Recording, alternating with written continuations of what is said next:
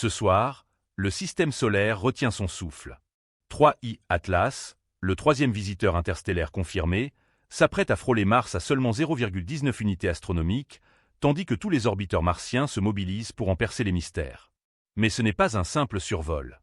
La chevelure émeraude éclatante de l'objet, ses accélérations microscopiques imprévisibles et sa composition riche en dioxyde de carbone ont déjà bousculé toutes les règles des manuels sur les comètes.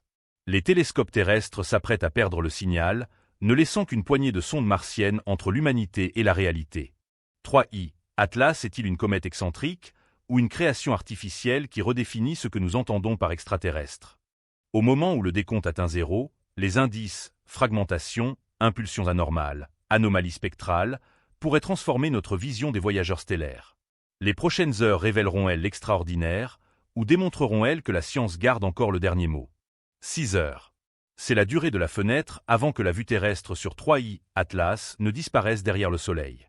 À 0,19 unités astronomiques de Mars, soit environ 28 millions de kilomètres, le visiteur interstellaire file près de la planète rouge pile au moment où les instruments d'ici s'assombrissent. Cette coupure n'est ni un bug technique ni une erreur de programmation. C'est une question de géométrie. Pendant un court instant, Mars devient le seul poste d'observation du système solaire. Tous les grands instruments en orbite, MAVEN, Mars Express, ExoMars TGO, passent en mode d'observation intensive, leurs équipes exécutant des exercices préparés et improvisant au besoin. Au centre de contrôle de MAVEN, l'équipe de veille rouge prend les rênes.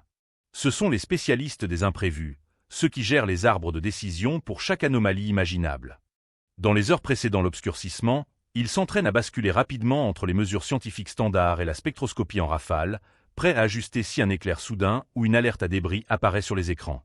Les configurations de secours sont chargées. Les vérifications croisées s'effectuent avec les équipes de TGO et de Mars Express. Chaque ordre est enregistré. Chaque paquet de données reçoit une copie de redondance. Pas de place pour une défaillance isolée quand le reste du système solaire est dans le noir. Le planning est impitoyable. Mars Express capturera des images en large bande toutes les quelques minutes, accumulant les pauses pour détecter le moindre indice de morcellement ou de déviation de trajectoire. Les spectromètres de TGO balaient la chevelure à la recherche de raies spectrales incongrues. Les capteurs de particules et magnétomètres de MAVEN guettent les ondulations ionosphériques, tout signe d'une interaction non naturelle.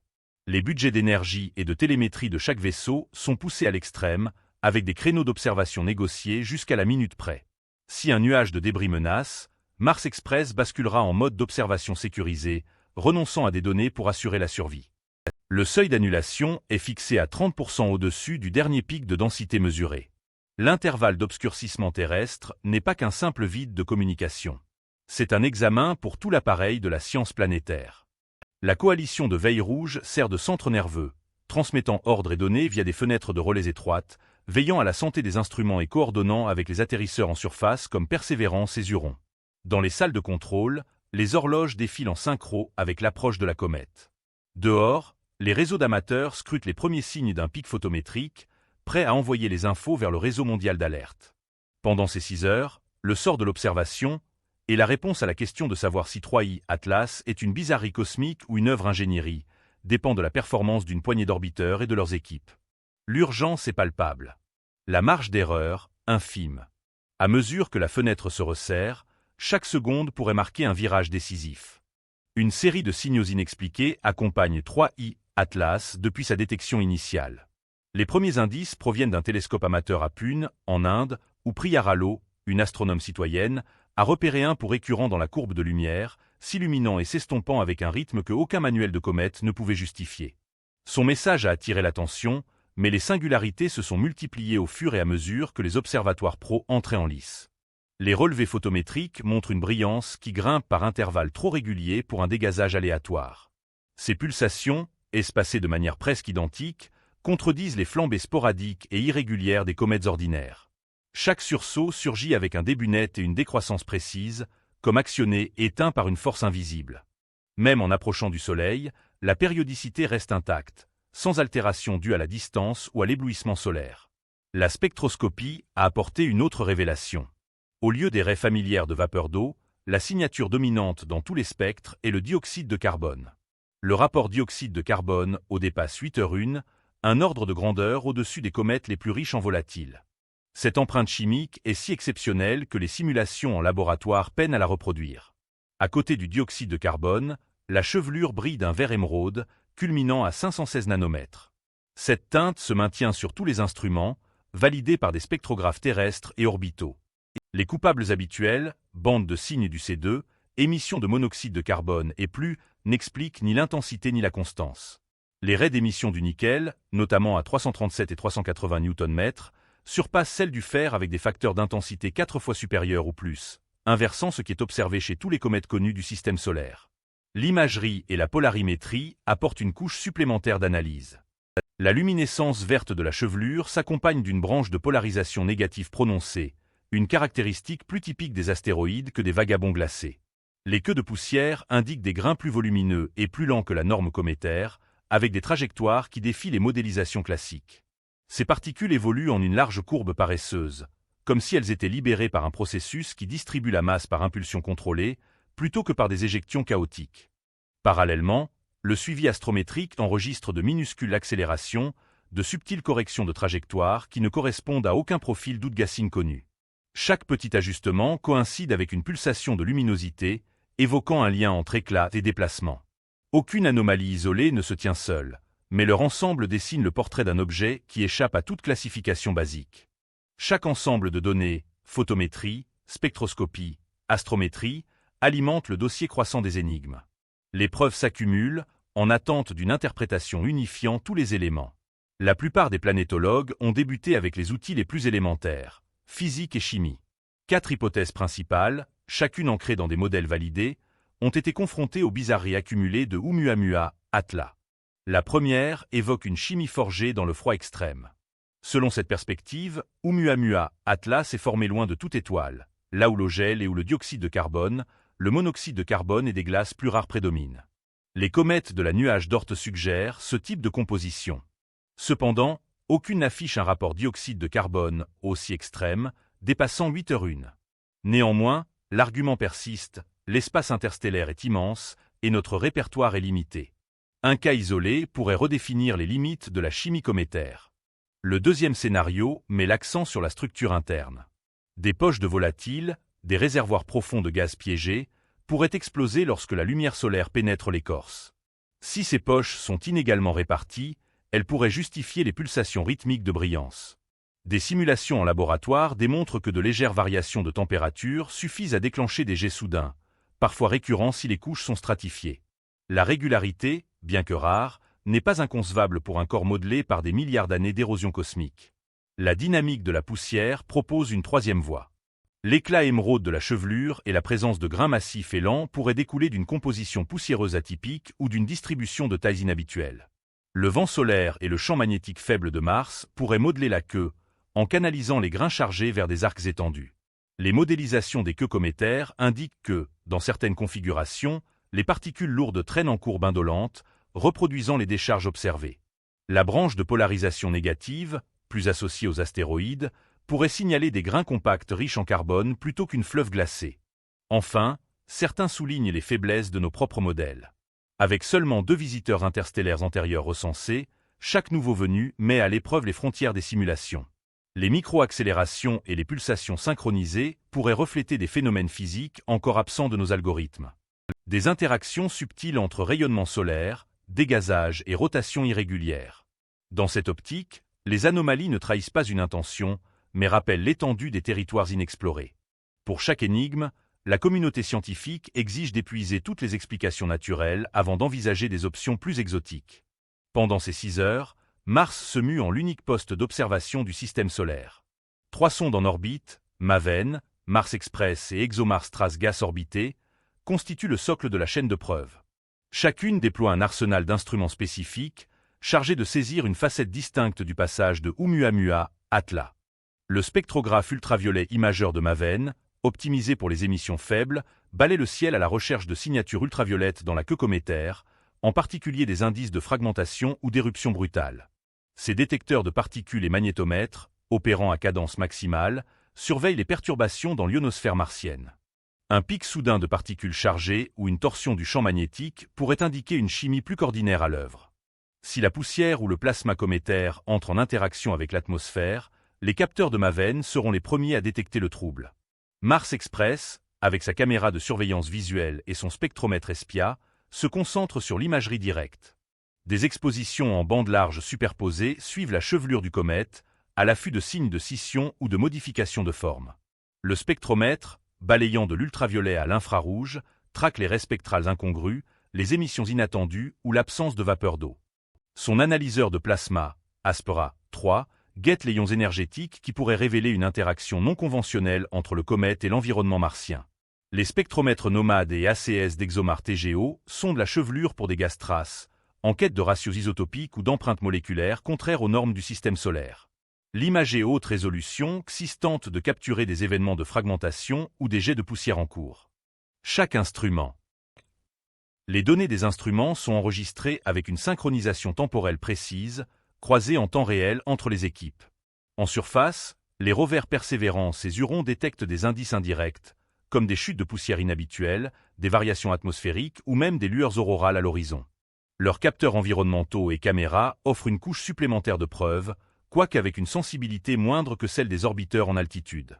La liste de vérification est détaillée: motifs de fragmentation, déviation de trajectoire après une éruption, raies spectrales ou radiations inexpliquées, rapports isotopiques anormaux par rapport aux normes solaires, et tout indice de synchronisation artificielle dans les impulsions ou accélérations. Toute anomalie repérée par un appareil doit être validée par un autre. Une mesure isolée ne suffit pas. Seules les preuves concordantes issues de plusieurs instruments et angles d'observation peuvent faire basculer l'analyse du domaine de l'inhabituel vers celui de l'exceptionnel. Chaque flux de données provenant de Mars subit un barrage de contrôle avant d'intégrer les archives scientifiques. La première étape consiste en une redondance systématique. Chaque paquet transmis par les orbiteurs est dupliqué, horodaté et consigné par des stations terrestres indépendantes des deux côtés de l'Atlantique. Ce mécanisme protège contre les perturbations solaires, les erreurs de transmission et le risque, quoique rare, de corruption lors des phases d'interruption. Les retards télémétriques, qui peuvent s'étendre sur plusieurs heures en raison des rebonds des signaux via les satellites relais et antennes spatiales, introduisent une incertitude supplémentaire. Les équipes de mission traitent en priorité les paquets anormaux, ceux signalés pour fragmentation potentielle, écarts spectraux ou modifications brusques de trajectoire, en les soumettant à des procédures de vérification croisée accélérée. Aucun capteur ou équipe ne peut valider une alerte de manière unilatérale. Chaque événement suspect est examiné par au moins 2 instruments, avec les données brutes publiées dans des archives ouvertes dès que la bande passante le permet. Les protocoles de traçabilité s'appliquent au-delà des chiffres. Si un grain de poussière ou un fragment de glace est capturé par un collecteur orbital, les responsables de la protection planétaire interviennent. Ces experts appliquent des règles rigoureuses de manipulation. Les échantillons sont scellés, étiquetés avec des codes-barres et enregistrés via des hachages numériques, nécessitant l'approbation conjointe de la NASA et de la JAXA avant toute analyse. L'objectif est une provenance irréfutable. Toute signature organique détectée dans le régolithe martien ou l'atmosphère post-survol doit être retraçable. Les futures missions de détection de vie reposent sur la distinction entre ce qui provient de 3I, Atlas, et ce qui est indigène à Mars. Même les métadonnées, heure, position, calibration des instruments sont conservés dans des registres inviolables, permettant un audit des mesures atypiques des années plus tard. Hors des salles de contrôle, un réseau parallèle s'active. Des astronomes amateurs, des observatoires domestiques appuyent nos télescopes robotisés en Arizona, contribuent des mesures photométriques et astrométriques à des bases de données partagées. La première alerte publique sur un pic photométrique pourrait émaner d'un scientifique citoyen, mais les équipes professionnelles trient ces contributions en direct. Seule une confirmation interinstrumentale autorise les agences à diffuser des communiqués officiels, appelant à la prudence et à la patience. Les affirmations extraordinaires attendent des preuves à la hauteur. Des plans de communication préparés pour chaque hypothèse insistent sur la transparence sans sensationnalisme. Le canal public reste grand ouvert, mais chaque phase vise à renforcer la confiance via redondance, validation et traçabilité. Tout cela au service d'un jugement crédible pour le monde entier.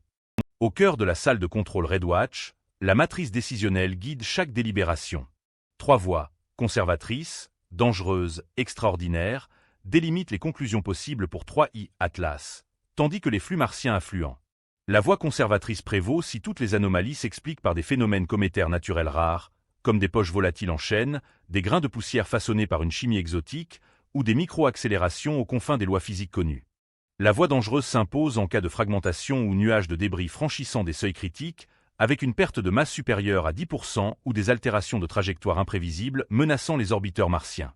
Dans ce scénario, la sécurisation des instruments et le tri des données priment sur la recherche scientifique. La voie extraordinaire reste distincte. Elle exige au moins 2 anomalies indépendantes et statistiquement significatives. Impulsion synchronisée alignée sur des micro-accélérations ou ray spectrale contredisant tout modèle chimique connu, validé par des équipes et appareils distincts. Aucun signal isolé, aussi curieux soit-il, ne suffit. La règle est claire. Seules les preuves convergentes ouvrent la porte aux hypothèses d'origine artificielle. Tous les opérateurs mesurent les enjeux. En ces instants, la matrice n'est pas qu'un schéma. C'est le guide pour l'avenir de la science planétaire. Les protocoles actuels imposent que chaque donnée d'un survol interstellaire grimpe une échelle de diffusion rapide, accessible au public en heures plutôt qu'en mois. L'ère des données cométaires sous embargo est révolue. La NASA, l'Agence spatiale européenne et l'Agence japonaise d'exploration aérospatiale ont tous approuvé des archives miroirs où les données brutes et annotées affluent vers des serveurs ouverts sitôt la fiabilité confirmée par les stations au sol. Des pipelines automatisés signalent les valeurs aberrantes. Les protocoles de suivi en temps réel intègrent désormais des flux IR pour une évaluation immédiate, tandis que les annotations de calibration accompagnent les données numériques. Pour les équipes des orbiteurs martiens, les mesures d'urgence prévoient à présent des transmissions compressées à rythme élevé lors de tout événement fugace, suivi de vidage complet de spectres et d'images en haute résolution. La science participative n'est plus un simple complément. Des réseaux d'amateurs enregistrés, de Pune jusqu'en Patagonie, alimentent directement les pipelines validés en photométrie et astrométrie. Des algorithmes d'apprentissage automatique trient, vérifient en croisant et signalent ses contributions pour un examen professionnel, garantissant que la première alerte, parfois issue d'un dispositif domestique, peut lancer une investigation officielle en quelques minutes seulement. Sur le plan de la protection planétaire, le dernier projet du Comité des chercheurs spatiaux impose des étiquettes d'anomalies sur chaque lecture de signature biologique après un contact, ainsi que des journaux de traçabilité pour toute particule de poussière ou échantillon organique. Ces évolutions visent non seulement les 3 prochains Atlas, mais chaque émissaire futur venu de l'extérieur du système solaire, en instaurant une transparence, une confiance et un cadre mondial pour l'inconnu. Le 3 octobre 2025, alors que 3 à la frôlait Mars à 0,19 unités astronomiques, tous les principaux orbiteurs et rovers martiens ont dirigé leurs instruments vers le ciel. Plus de 40 heures de données à cadence élevée ont été transmises par Maven, Mars Express et ExoMars TGO, saisissant la lueur émeraude de l'objet, ses éclatements pulsés et son spectre riche en dioxyde de carbone, des signaux inédits pour une comète connue. Si les modèles naturels rendent compte de bien des aspects, les motifs d'accélération microscopique et les impulsions synchronisées demeurent sans explication ferme. Les données brutes mises à disposition pour une analyse ouverte font désormais partie des archives publiques. Mais des interrogations essentielles, comme l'origine réelle des émissions ou la possible implication d'une activité artificielle, restent en suspens. Une chose est sûre, cette rencontre a impulsé de nouveaux standards pour la surveillance interstellaire et établi un modèle de clarté. Quoi que révèle ultimement 3.2 Atlas, son survol de Mars a transformé notre manière de nous préparer à ces voyageurs et d'en discuter, venant des confins de notre système solaire.